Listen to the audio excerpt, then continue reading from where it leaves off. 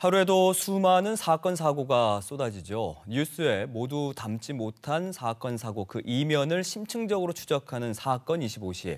오늘은 최근 제주에서 잇따르는 청소년 범죄의 실태와 문제에 대해서 취재기자와 자세하게 이야기 나눠보겠습니다. 고민주 기자 나와 있습니다. 안녕하십니까? 네, 어서 오십시오. 최근 저희가 보도한 사건인데요. 제주에서 차량을 훔쳐서 무면허로 몰고 다니다 적발된 촉법 소년, 결국 소년원에 입감됐죠? 네, 그렇습니다. 이 촉법 소년은 지난 4일 제주 시내 한 상가 주차장에 열쇠가 꽂힌 채 주차돼 있던 승용차를 훔쳐 사흘간이나 몰고 다니다 경찰에 붙잡혔는데요. 결국 소년원에 입감됐습니다. 근데 촉법 소년이 이렇게 소년원에 입감되는 일은 흔한 일은 아니잖아요. 네, 그렇죠. 이례적인 일이라고 볼 수 있습니다. 만 14세 미만 촉법 소년의 경우 형사 책임 능력이 없다고 보고 통상 조사가 끝나면 보호자에게 넘깁니다. 그러나 이 촉법 소년의 경우 재범의 위험성이 매우 높다고 보고 경찰이 긴급 동행 영장을 신청했습니다. 긴급 동행 영장은 성인 범죄에서 구속과 같은 처분이라고 볼 수 있는데요.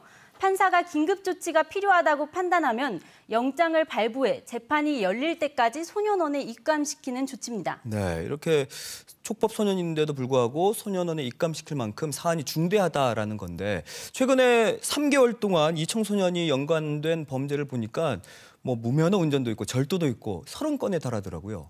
그렇습니다. 지난 추석 연휴 때는 제주시 노영동 주택가에 주차된 SUV 차량을 훔쳐 8시간 동안이나 무면허로 몰고 다니기도 했습니다.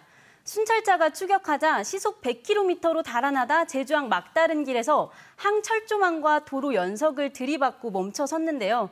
이렇게 자신의 목숨뿐 아니라 다른 사람의 생명까지 위험할 수 있는 위험 운전을 하고 경찰에 붙잡힌 다음 날에도 대범하게 차량 터리를 시도하다가 경찰에 붙잡혔습니다. 네, 촉법 소년이라고 계속 풀어주다 보니까 이렇게 범죄 행각을 반복하는 게 아닐까 싶기도 하네요. 네, 범죄 행각을 열거하다 보면은 과연 10대 청소년이 맞는지 의문일 정도인데요. 무인 아이스크림 가게에서 물건을 훔치고 차를 훔쳐 타고 다니다 다시 오토바이를 훔치는 등 그 뒤에도 계속 범행을 이어나갔습니다. 더욱 놀라운 대목은 경찰 조사에서는 끝까지 잡힐 때까지 범행하겠다며 반성하지 않는 태도를 보였다는 점입니다. 네, 제주에서 청소년들의 범죄가 또 있었습니다. 최근에는 제주에서 무면허로 렌터카를 몰고 다닌 10대 청소년들이 또 경찰에 붙잡혔어요. 네, 10대 청소년들이 무면허로 렌터카를 몰고 다니다 목격자의 신고로 경찰에 덜미가 잡힌 일도 있었습니다. 경찰은 이 가운데 고등학생 1명을 무면허 운전 혐의로 4명은 무면허 운전 방조 혐의로 붙잡아 조사하고 있습니다. 네, 무면허 운전은 자칫 큰 사고로도 이어질 수 있고 또 사고가 나서 보험 처리 등의 어떤 또 다른 문제가 생길 수도 있는 건데 어떻게 경찰은 이 청소년들을 붙잡을 수 있었나요? 네, 당시 출동했던 경찰들의 이야기를 들어봤습니다.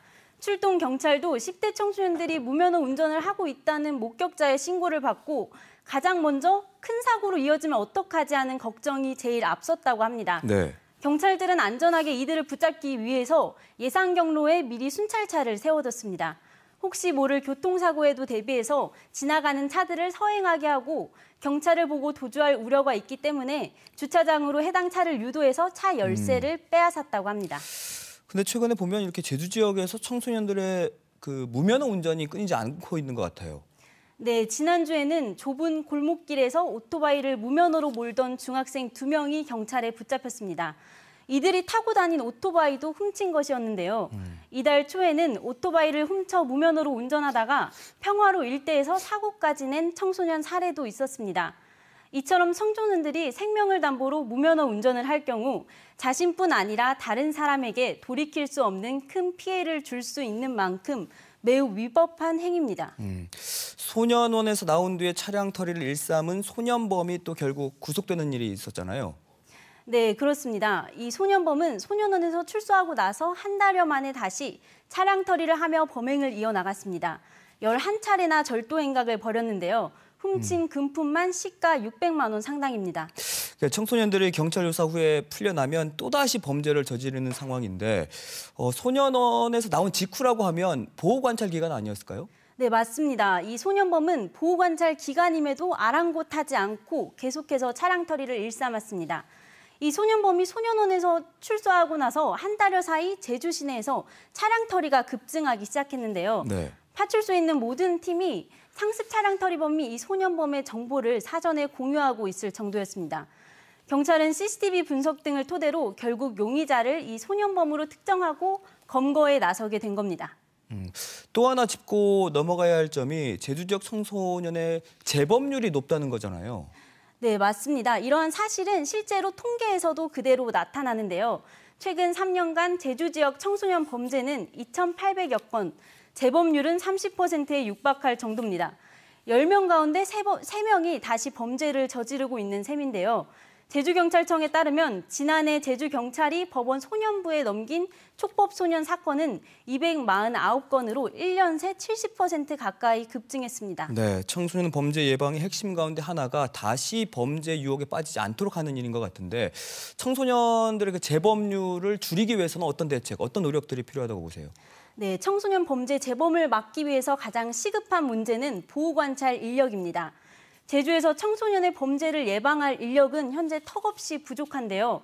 3명뿐인 청소년 보호관찰관이 130명 넘는 보호관찰 대상 청소년을 맡고 있기 때문에 한 명 한 명 살펴보면서 관리하기가 쉽지 않은 현실입니다. 그러니까 청소년 보호관찰관 1명이 40명이 넘는 보호관찰 청소년들을 관리한다는 건데 어떤 어려움들이 있을까요?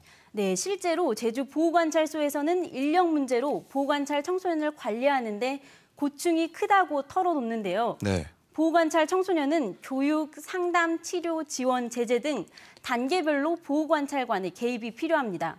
그러나 현재는 보호관찰관이 행정적인 업무까지 맡다 보니 세밀한 관리가 어려운 상황이라고 합니다.